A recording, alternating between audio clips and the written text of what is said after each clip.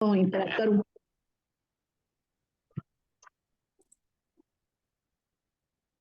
Bueno, buenas tardes, ¿cierto? A todos y todas, y gracias por darse el tiempo. Sé que por temas de coordinación, ¿cierto? No necesariamente esto lo tuvieron avisado con tiempo y una serie de cosas, digamos, que ocurrieron, pero lo importante es que nos encontramos acá.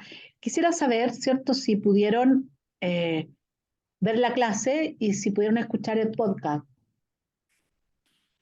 para saber, digamos, ¿no? Sí, ¿Sí?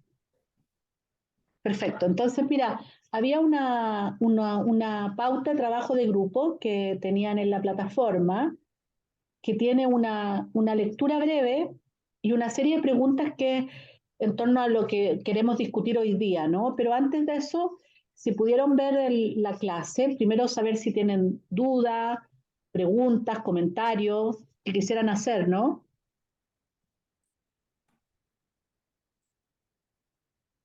¿No?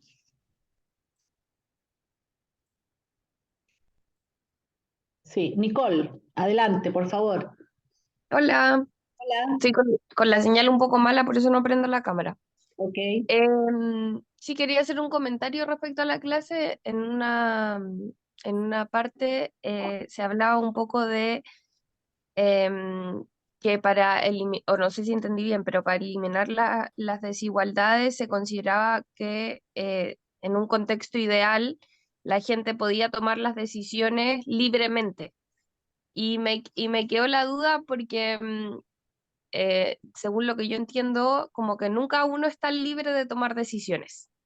Entonces quería como comentarlo un poco y quizás profundizarlo un poquito más. Eso.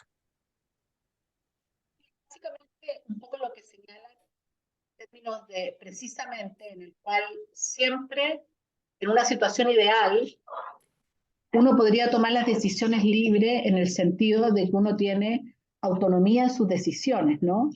Pero esa autonomía de decisiones está muy modelada o influenciada por aquellas condiciones en las cuales nosotros estamos insertos, ¿no?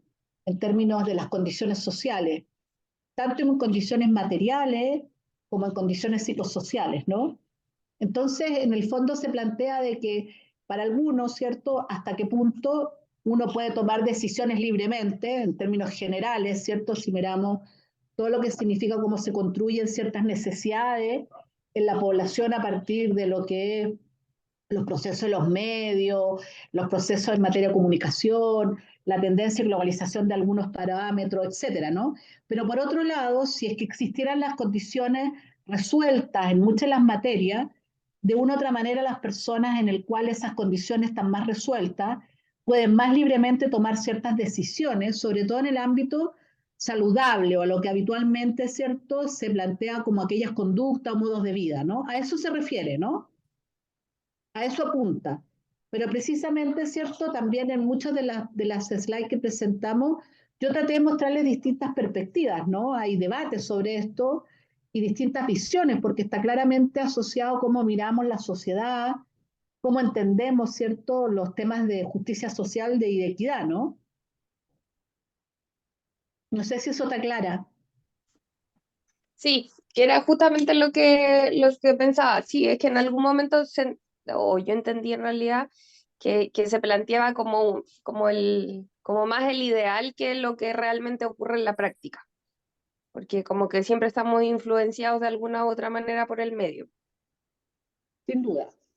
Y eso puede ocurrir, pero también ahí se enfatiza que probablemente para aquellos grupos en que están en una condición más adversa, en términos de posición social, de condiciones materiales o de toma de decisiones, las posibilidades o las alternativas son menores. También apunta a eso, ¿no? Pero eso no quiere decir que no influya a todos, ¿no? Sí, entiendo. Muchas gracias. ¿Algo más que quisieran rescatar? ¿No? Entonces, mira, vamos a hacer lo siguiente, ¿no? Como somos un grupo pequeño, vamos a hacer un solo grupo, ¿no? Pueden hacer aquí mismo en la misma sala, ¿no? Yo voy a estar acá y cualquier duda. Entonces, ustedes tienen la pauta de trabajo grupo, ¿la tienen asequible ahí en sus computadores? Está publicada en el mismo espacio. ¿La ven, chicos, chicas? Creo que están respondiendo en el chat, pero no veo. ¿Nos pueden hablar, porfa? Nipsey contesta que sí. Súper. El resto no sé, no dice nada. No, supongo que está, no es un holograma el que está ahí, no sabemos. Hagamos un repaso. ¿Nos pueden hablar No la encuentro. en la sesión, en las sesiones, en la misma sesión que estamos hoy día, que estamos en la sesión Ah, número 8, en la parte de abajo? Sorry por quizás no pude ponerlo en el mismo orden de siempre, pero he andado corriendo. Está bajito, donde dice trabajo de grupo 2023. Casi en la sesión 9, la clase 9. ¿Lo encontraste?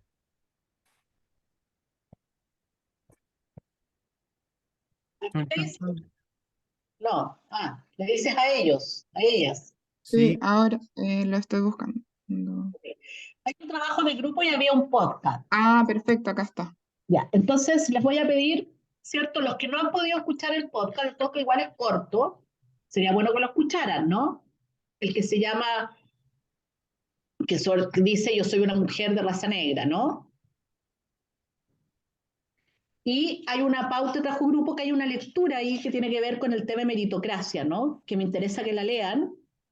Y yo creo que podemos hacerlo ahora en la sesión, los que no lo leyeron y los que no han escuchado el podcast. Entonces les invito primero que quizás escuchemos el podcast. ¿Les parece? ¿O alguien no? ¿Todos lo escucharon o alguien no lo escuchó? Porque Yo quizás, sí lo escuché. ¿sí? ¿Quién no lo Yo escuchó? Yo lo también, escuché. yo también lo escuché. Ah, ya. Entonces Sí, yo casi todos también. lo han escuchado. Ah, perfecto. Ok, entonces ahora miremos la pauta de trabajo grupo, ¿les parece? Rubén no lo ha escuchado. Bueno, lo puede escuchar, ¿no? Porque no es muy largo, pero va a ser útil para el trabajo de grupo, ¿no? Porque hay una reflexión sobre una situación que ocurre en Brasil en términos de una medida, digamos, de un mecanismo de redistribución con respecto a acceso al tema de educación, y que me interesa mucho que lo escuchen porque es en el contexto de discutir cosas concretas y reales, ¿no? Eso por un lado, y por otro lado está la pauta de trabajo grupo. Nadie la ha leído, la pauta de trabajo grupo, ¿cierto? No, yo no lo había visto. Ya. Tampoco. Ok, entonces mire, abran la pauta de trabajo grupo y hay unas preguntas. A ver, ¿puedo yo compartir también esto acá? Para que las veamos todos. A ver, déjame buscar. eso mismo lo iba a hacer yo, pero mejor que lo hagas tú. Bueno, como quieras, espérate, déjame buscar. O lo hago yo, a ver. Déjame buscar dónde la tengo. A ver, te gané, parece, te gané. Ya, me ganaste, sí. ¿Se ve? Mejor. Ya, sí. Ok, entonces mira, ¿puedes bajar, por favor? Y tú me dices. Baja nomás. Entonces acá hay dos cosas que hay un texto que me interesa que miren y unos gráficos y el podcast, ¿no? Entonces aquí estas son 4 preguntas que yo realizo para que las podamos discutir aquí ahora en la reunión, en el encuentro. Y la lectura es esta, ¿no?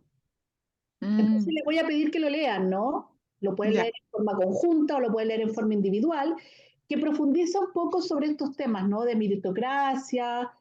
Este es un tema levantado en la relación, en lo que pasa en Chile, ¿no? Pero que nos va a dar bastantes luces para discutir el podcast también, ¿ok? Entonces damos un tiempo para la lectura ahora, para que lo puedan mirar. Creo que se muere mucho. Y discutimos, ¿les parece? Todos Ok, pueden acceder al trabajo grupo, ¿no? súper. Perfecto, entonces damos para lectura ahora, serán unos 20 minutos, media hora. Yo estoy acá, ¿no? Voy a estar acá. Cualquier duda o comentario, estoy acá. ¿Les parece? Ya, entonces Vale. dejo de compartir. Muchas gracias. Ya, dejo de compartir y dejo de grabar. Pues, habilitamos. Ok, y yo me quedo acá. Cualquier duda, me preguntan cosas. Estoy acá en el podcast. Primero veamos, son 4 preguntas, sobre todo que a mí me interesa. Primero, ¿cómo se traduce el tema de justicia social y equidad en el quehacer de las políticas y la intervención? Entonces, la primera reflexión ahí, lo que ustedes leyeron, habían 3 repertorios de meritocracia, ¿no? No sé si alguien quiere comentar sobre eso. No sé, Álvaro, Pamela, Nipsi, Rubén, Leonardo. ¿Alguno? Nicole. ¿Les llama algo la atención de los 3 repertorios de meritocracia ahí señalados?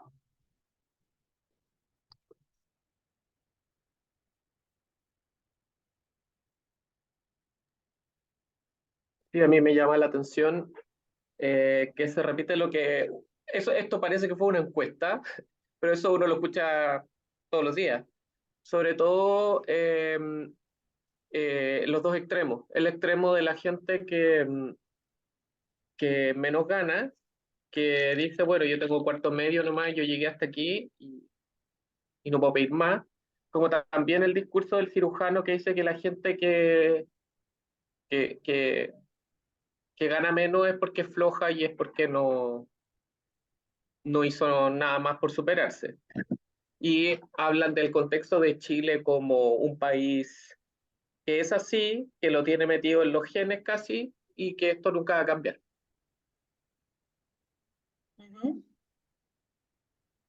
A mí, fíjate que me, me siento súper identificado con el primer repertorio, más que con ningún otro. Y porque uno ha escuchado así como a sus papás decir estas cosas. O sea, es como yo lo leía y era escuchar a mi tía, a mi mamá, a mis tíos.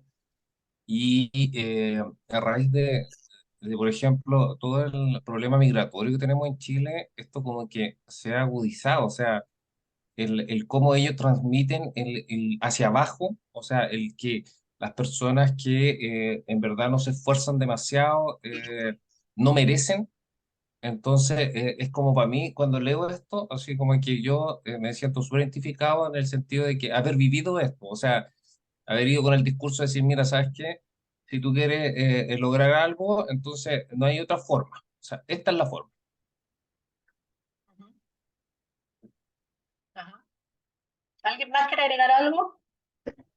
O sea, a mí en realidad, yo mientras leía el texto, se me viene inmediatamente la frase a la cabeza de el pobre es pobre porque es flojo, y aparece precisamente en los relatos del primer sector, pero siento que igual ahora, en este momento, nos encontramos también con esto de que la meritocracia en realidad o el tener estudios superiores no está siendo suficiente, que coincide un poco con el segundo relato, de que en realidad si no tienes las conexiones necesarias, puede que no importe cuánto te esfuerces, porque de todas formas no vas a llegar a determinadas posiciones, y que en realidad tenemos un gran porcentaje de profesionales de todo ámbito que no tienen trabajo o que no se encuentran trabajando en las áreas que estudiaron. Entonces creo que igual eso, pese a que es un constructo como bien antiguo, igual está un poco modificado. ¿Qué opina el resto? Yo creo que a uno lo interpela, ¿no? Porque probablemente también, si uno mira las trayectorias, probablemente quizá en distintos momentos ha estado en distintos repertorios, ¿no? O planteándose de distinta manera algunos de estos temas, ¿no? Un poco en la vivencia de los padres de uno, lo que se reproduce o lo que ha escuchado, en lo que ven los medios, en lo que escucha también de la crítica, o de la importancia a veces en términos de lo que se entiende por el ascenso educacional asociado a los ingresos, ¿no? Ahora traigo esto porque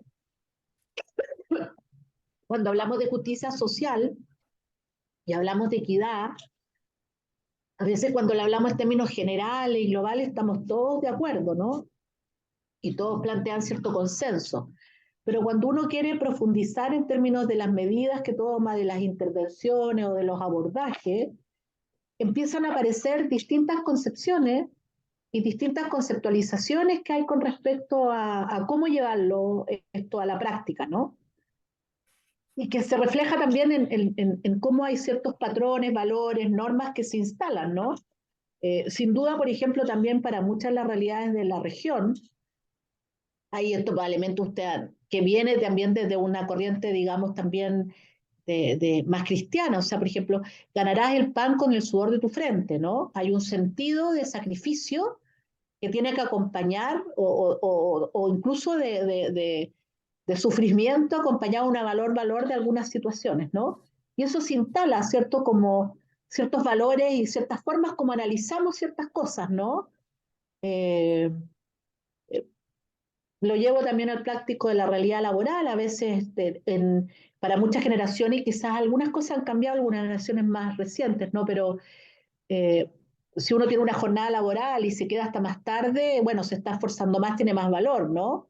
Sin embargo, tu jornada laboral tiene tal extensión, ¿no? Y por lo tanto, los valores que tienen que ver con el tiempo de ocio, espacios de otro orden, tienen un valor distinto, ¿no? Entonces, esto también son temas que reflejan y que yo creo que están muy presentes, yo creo que han estado muy presentes en los últimos años en Chile, ¿no? Con los procesos migratorios, con muchos de los debates, ¿no? En ámbito político y de política pública, ¿no? Y por eso también me interesaba que escucharan el podcast, ¿no? ¿Y qué reflexión les surge del podcast? ¿Qué les pasa, ¿no? ¿Qué piensan? Hola, no sé si hay mucho ruido, si me escuchan bien. Sí, te escucho perfecto. Con respecto a la reflexión del podcast, creo que son estos intentos por mantener una equidad, en este caso más de cuota racial o étnica, no sé cómo llamarlo bien ahí, pero cuando no hay una fiscalización aparecen al tiro estos aprovechamientos, por así decirlo, como desde otros grupos que siempre han tenido acceso a la educación, por ejemplo, como lo relata. Y creo que ese como fiscalización o como aseguramiento, no solo en Brasil, sino en Chile también ocurre como que se dan oportunidades para los grupos más desventajados y finalmente igual aparecen otras personas que no están en esa condición para obtener los beneficios. Eso. A mí, perdón. Profe, está silenciada. Tú refuerzas el tema de cómo uno asegura que se ejecuten esa política de discriminación positiva, ¿no? Pero ¿qué otras cosas les pasa con eso? No, a mí me pasa, por ejemplo, que yo encuentro bien violento que uno, en términos de garantizar un acceso a la universidad, tenga que validarse a través de la presencia personal, ¿no? Y de identificar tus características físicas, ¿no? Y simplemente es lo que es, ¿no? Es bien violento, ¿no? Yo creo, para todos, ¿no? Sobre todo, ¿cierto? Para quienes tienen que hacerlo, como ella relataba, pero en todo creo que es súper fuerte, ¿no? O sea, cómo uno se plantea, eh, es una situación bien estigmatizadora también, ¿no? En sí misma, ¿no? Eh, a mí me genera, o sea, entiendo, ¿no? Lo que estamos discutiendo con respecto a los mecanismos de control, pero también me resuena, ¿no? Me refiero, y eso pasa en la práctica, ¿no? Y también me resuena en términos de que no es menor a veces cuando algunas de estas medidas tienen una reacción, una parte de la población bastante negativa también, ¿no? O sea, ¿por qué los privilegios a ellos y a no otros grupos, ¿no? Con respecto que están también en situación de privación, ¿no? Eso también se da, ¿no? O sea, y genera polémica, ¿no? O sea, sin duda que si no hay una discriminación positiva para ciertos grupos, las cosas no avanzan, ¿no? Es un poco lo que ha sido a partir de las distintas discusiones y el debate en relación a este tema. Pero también, sin duda, es una situación que no facilita ciertos temas de cohesión social en otras oportunidades, ¿no? Entonces nos pone también en una disyuntiva, ¿cierto? ¿Cómo implementamos estas políticas públicas? ¿Cómo se trabajan estos temas? ¿Cuándo hacemos real esto que llamamos justicia social, ¿no? ¿Qué piensan? A ver, yo, perdón. Perdón. Dale, Álvaro, nomás, te digo yo. No, ni Ya. Sí, me pasaba que también que me generaba como hoy qué difícil pararse frente a esos jueces y como decir yo me autodeclaro negra o me autodeclaro, no sé, mujer o lo que sea. Pero por otra parte, aparecía también en el podcast que era como uno de los mejores avances que había tenido como la gente afrodescendiente desde el fin de la esclavitud, o sea, como que no había posibilidad de ingresar a las universidades si no era como a través de esa forma. Me pasó que escuchando el podcast escuchaba también algunos argumentos como más conservadores de Chile, como cuando se discutió el tema de la ley de paridad de resultados en Chile. Y que ahora se va a discutir de nuevo a propósito como del nuevo proceso constituyente. No creo que nos vaya tan bien, pero, pero se va a discutir de nuevo. Entonces, yo sí creo que las políticas debiesen apuntar como a tener ese como ajuste para poder efectivamente avanzar un poco más, porque si no los cambios sociales como que pueden ser demasiado lentos para lo que queremos que avance la sociedad. Pero por otra parte, creo que uno se maneja como por una delgada línea de correr el riesgo de abandonar otros sectores sociales o otros grupos sociales que también necesitan como de ciertas medidas reparatorias o de memoria o de historia. Eso. Gracias. Álvaro estaba, creo. Ahí sí. No, a mí se me vinieron a la cabeza varias cosas. Uno, el tema de la autopercepción, que es la misma base que se utiliza en algunos países, no estoy muy relacionado con el proceso aquí en Chile, de las personas trans. Las personas trans que tienen que autopercibirse como tales y tienen que ir y demostrar que son trans. De esa manera. En algunos países se les pedía un examen médico que además los patologizaba, lo llevaba al rango patológico. Lo otro que me di cuenta que en Brasil nunca hubo una concienciación del acto reparatorio que la sociedad brasileña le debía a las personas, a los descendientes de los esclavos que trajeron. Toda vez que en Brasil lo que se quería era blanquear al país, trayendo extranjeros, valga la redundancia, blancos de Europa, ¿ya? Que se les dio también un trato indistinto. Y lo otro que me hizo mucho clic en la cabeza es que no sé si, no recuerdo bien si salió en el podcast, pero lo estoy mezclando con algo que viví yo allá mismo en Brasil, estaba de vacaciones, no que yo ya viví allá, pero que a las personas más pobres y blancas y pobres se les decía, mira, sabes que tú no podías entrar a la universidad, tú igual tenés malas condiciones de educación, pero les van a dar privilegios a los negros y no a ti. Entonces, esto de poner en conflicto y en pugna a otros grupos carentes, o sea, es algo absurdo, pero eso es lo que se trató de poner como para tirar para atrás esta, eh, este acto reparatorio, esta legislación que favorecía a las personas afrodescendientes. Incluso cuando estaba de vacaciones llegué una vez y en el aeropuerto había una revista bella que tenía la cara de dos gemelos, la foto de dos gemelos que eran negros, y uno en una universidad fue considerado como negro y entró por la cota negra y otro no. Entonces, esa revista, ese artículo se usó como caballito de batalla para como ridiculizar que esta ley no llevaba ni iba a ninguna parte.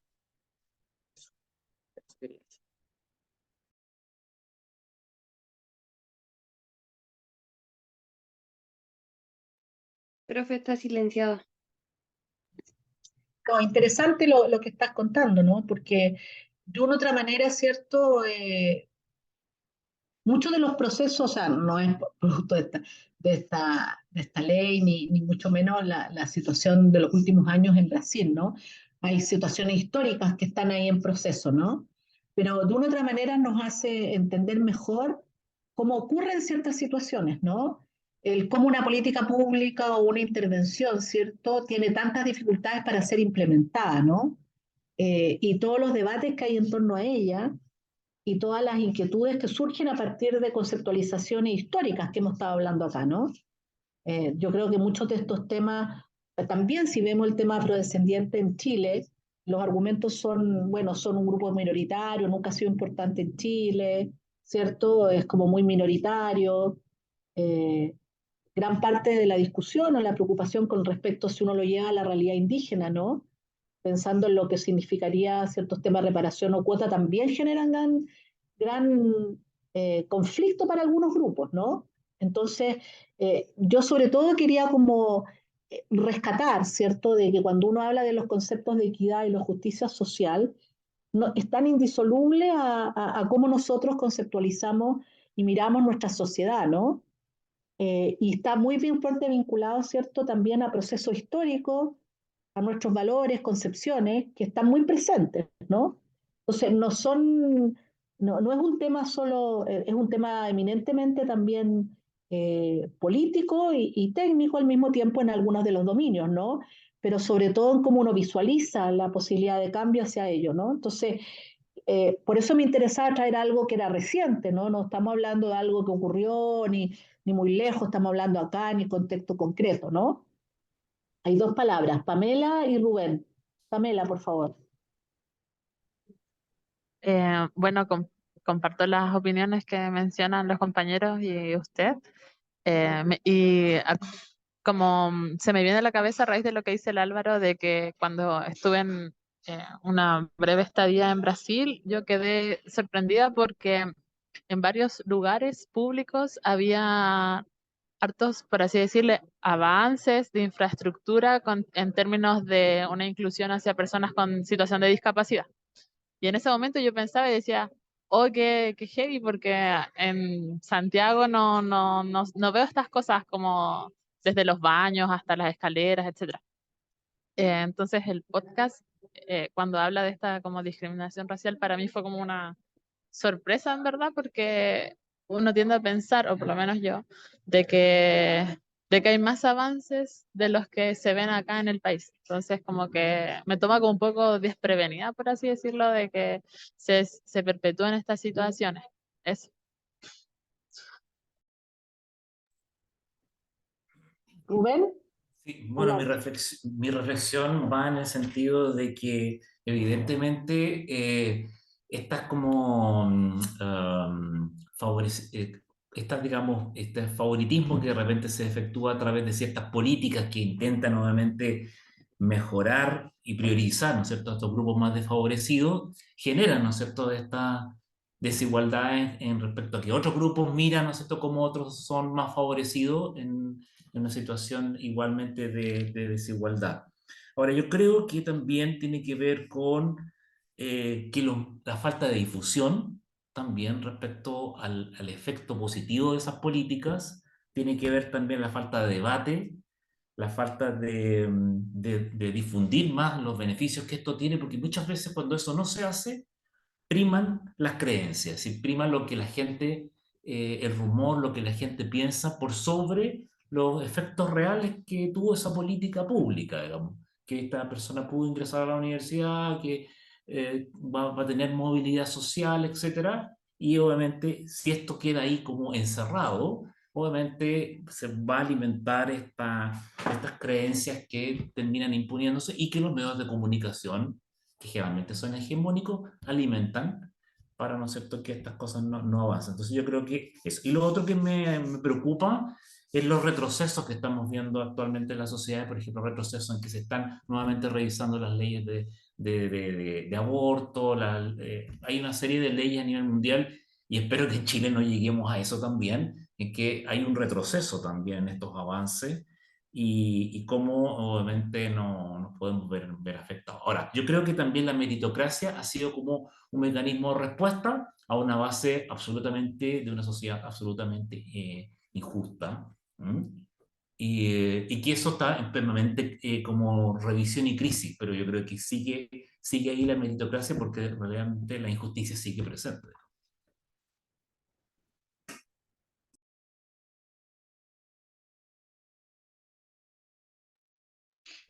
Profe, está No te silenciada. escuchamos. Yo me pongo, se me olvida. No, que si mira uno los extractos que yo tomé de ahí, y un poco las gráficas, y probablemente si uno lo aplica no ha cambiado mucho en el sentido de que Chile tiene una concepción muy de los méritos, o sea, ese es el discurso que predomina, ¿no?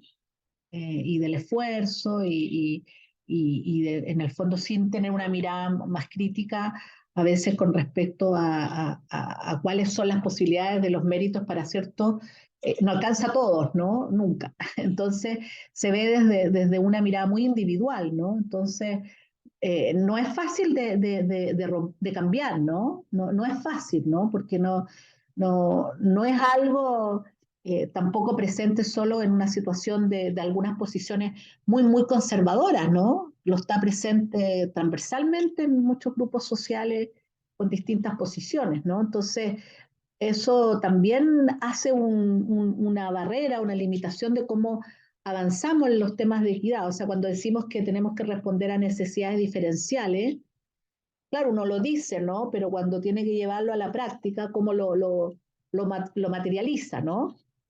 Entonces, quizá una última ronda podemos pensar cómo se presenta esto que hemos discutido en la realidad de la institucionalidad de salud en Chile. ¿Cómo ven ustedes estos aspectos en la realidad del sistema de salud chileno, ¿no? Tanto como profesionales o personal que trabaja en el sistema de salud, como también desde lo que servicios que otorga el sistema, ¿no? ¿Qué piensan ustedes?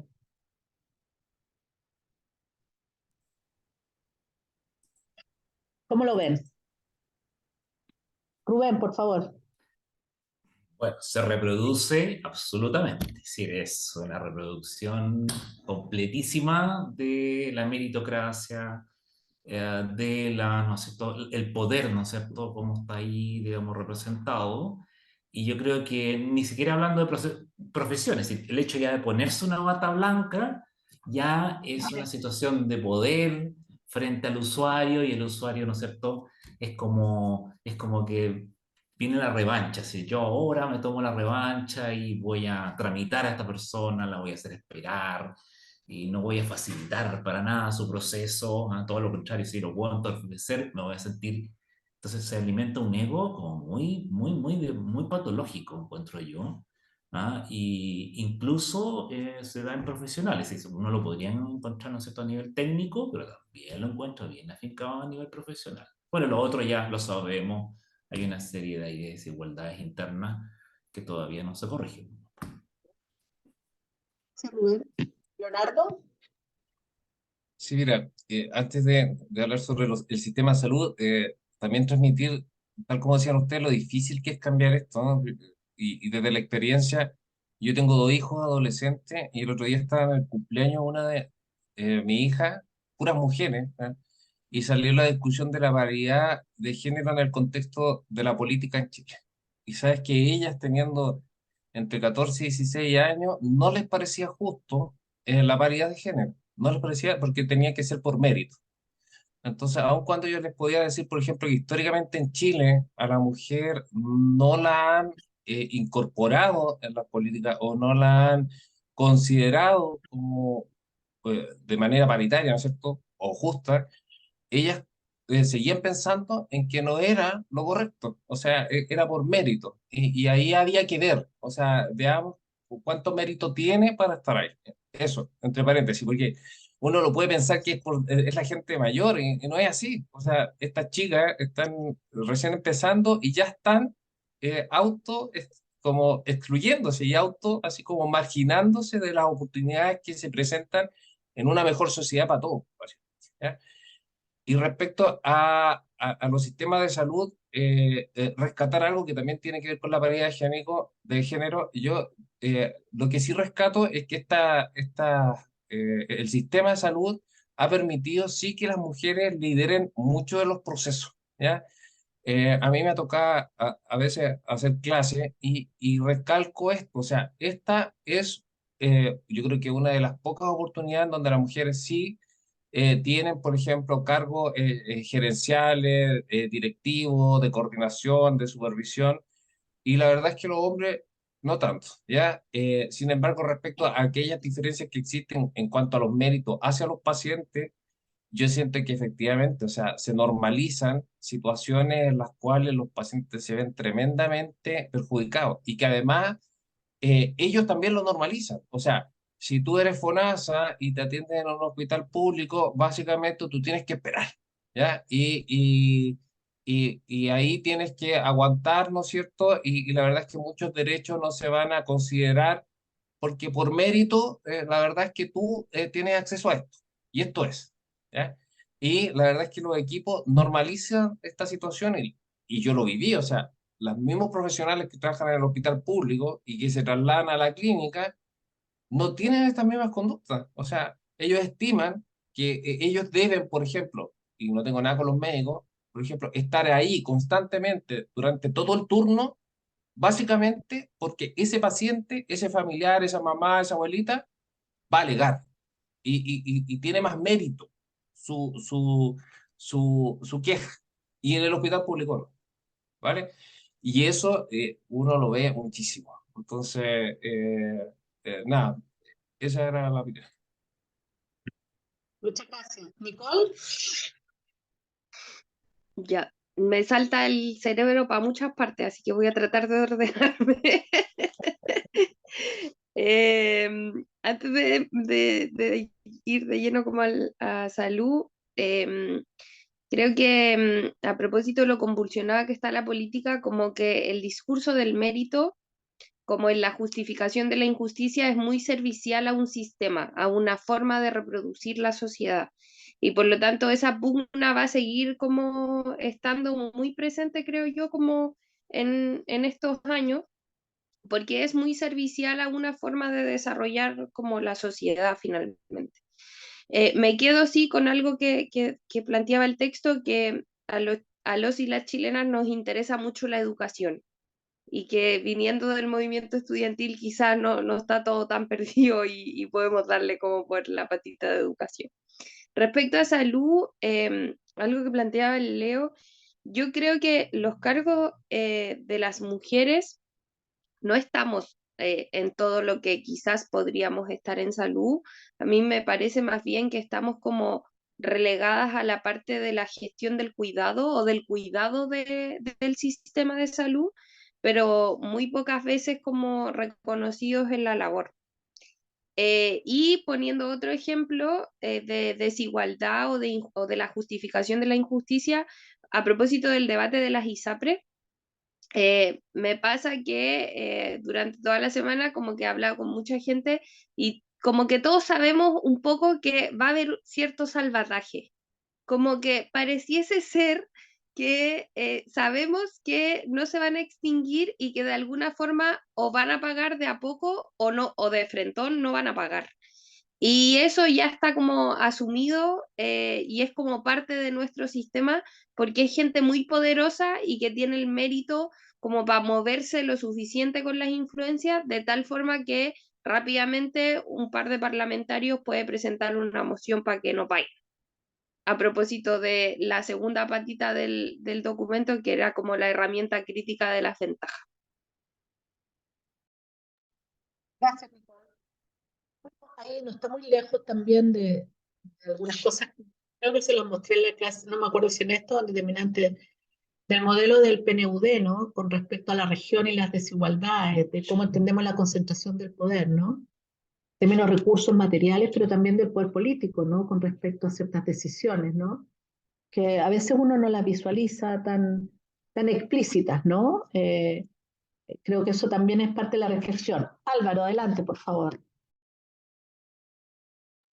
Yo quería decir el tema de cómo de repente muchas personas hacen sentir el mérito, no el mérito, yo vengo de la salud privada, entonces como en la salud pública ellos dicen, bueno, yo soy FONASA, yo llego hasta aquí nomás, esto es lo que puedo, hasta aquí puedo llegar.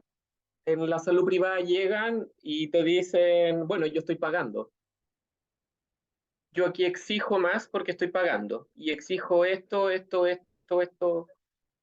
cosas de repente sumamente cuerdas y y se encuentra absolutamente la razón con el tema de la dignidad, del trato, todo, súper bien.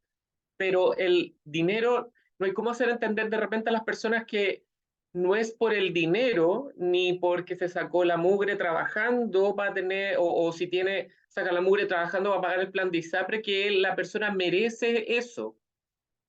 Es muy difícil hacer entender a la gente que eso es el desde y que independiente de que pague o que no pague, eh, el acceso y el buen trato y el trato digno no tienen nada que ver con eso. Entonces, es difícil de repente abordar a alguien que está muy enojado y que a uno le dice, estoy pagando, estoy pagando. Eso.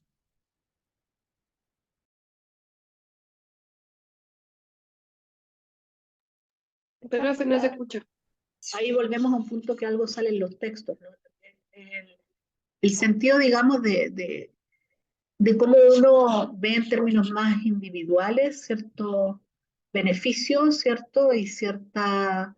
porque no se consigue como derecho, sino más bien de compra, ¿no? O sea, después de dinero me permite a mí acceder a determinadas situaciones, más que yo lo esté visualizando como un derecho a la salud, ¿no? O sea, de repente el tema de la salud también en Chile en particular y en muchos países de la región, en el proceso que ha estado fuertemente mercantilizado, como se ha conceptualizado, no necesariamente está internalizado como derechos, ¿no? Incluso las fuentes de financiamiento, en que en todas partes puede ser tripartita y es como obvio, acá es como, ¿por qué? ¿No? Es de costo individual, ¿no? Y eso se reproduce, ¿no? Y se va normalizando como algo como muy obvio, ¿no? Entonces, eso también son temas que tiene que ver como el tema valorativo, por eso ahí había un tema de cómo la justicia social también es un concepto evolutivo, ¿cierto? Y uno siempre dice histórico, también que cambia en la medida que las sociedades van cambiando, ¿no? Lo que era justo hace antaño, injusto, ahora puede ser una situación, ahora se plantea como una gran injusticia y antes podía ser vista como totalmente normal, ¿no? Y estamos precipitados a muchos cambios, ¿no? Y en un contexto de mucha incertidumbre, post pandemia, por la situación global que no es menor, ¿eh? Con respecto a los cambios del mundo al trabajo y también, que eso está fuertemente también vinculado a cómo conceptualizamos la salud, ¿no? La salud y el bienestar, ¿no? Y por lo tanto son enormes desafíos, ¿no? No sé si alguien quiere agregar algo más, comentar algo más. Yo solamente algo de que vi acá en la lectura, Ajá, que, perdón, dime. perdón, algo me está, eh, sorry, ahí sí. No, quería hablar sobre el tema de los médicos que no, aquí subrayé un párrafo que dice que es interesante observar que cuando se mide la brecha entre lo que deben ganar ciertas ocupaciones y lo que se percibe que ganan, los médicos no presentan diferencia. O sea que, No se les critica tanto. claro, o sea, los basureros tienen que ganar más, los gerentes tienen que ganar menos, pero los médicos siempre tienen que ganar, está bien, porque ellos son los únicos que se esforzaron, son los únicos. A ver, no quiero que suene envidioso ni nada, pero yo lo veo, lo percibo, yo trabajo con muchos médicos que es como que ya llegaron también a una meseta, que de ahí ellos no se mueven y que ellos merecen estar ahí y nadie más. Es como hecho de la causa. Y yo me esforcé más que todos ustedes. Se condice con lo que se vive día a día. Apuntan eso, ¿no? Y también por eso apuntan en la última el tema de la meritocracia en relación a las credenciales y la educación, ¿no? O sea, si yo estudié más y alcancé los puestos más limitados, o sea, de una u otra manera yo tengo que tener mayores beneficios de la sociedad porque yo estoy en algo más complejo que se requiere más inteligencia, más capacidad cognitiva, etcétera, etcétera, ¿no? Y eso se contrasta con lo que uno dice, bueno, cuáles son las necesidades de los grupos, ¿no? Entonces, vuelve a ser ese punto, o sea, yo creo que uno, esto siempre lo interpela, ¿no? Porque uno también tiene bases, ¿cierto?, con respecto a cómo la sociedad valora y está impregnado en uno, ¿no? y por lo tanto también tiene esa situación. Yo también creo que también esta estructura muy jerárquica en el ámbito de la salud, ¿no? Y también el papel, ¿cierto?, que se le da al equipo de salud, a los médicos en particular, con respecto a la vida y la muerte, ¿no? O sea, y qué más inequitativo, ¿cierto?, que nosotros tenemos que a los 20 años de turno que uno pueda realizar, ¿cierto? Uno tiene este derecho compensatorio, ¿cierto?, en la ley establecido, pero los 20 años que puede hacer el resto del personal de salud en turno no corre al resto, ¿no? Solo corre para el gremio médico, ¿no? Y también, y eso es porque las negociaciones del gremio médico, en el contexto de cómo está estructurado, son distintas, ¿no? O sea, yo creo que uno a veces lo toma, está bien, ¿no? 20 años de turno, dejas de hacer turno noche, ¿cierto? Pero el resto de los personal, de los profesionales que hacen turno 20 años, no reciben esos beneficios, ¿no? Entonces eso también da cuenta de los espacios de poder, ¿no? Están ahí presentes, ¿no? Pero eso en los médicos y en el público, porque el resto de los profesionales de ley médica, en el privado, yo no soy médico, pero sería ley médica si estuviera en el privado, o sea, en el público, sí me tocaría, aquí no me toca nada, Claro. por el hecho que no soy médico. Pero estoy poniendo un ejemplo de la institucionalidad pública. Digo, como está estructurado, ¿no? Que uno lo mira y está bien, es un derecho, un beneficio, pero ve muchas diferencias, ¿no?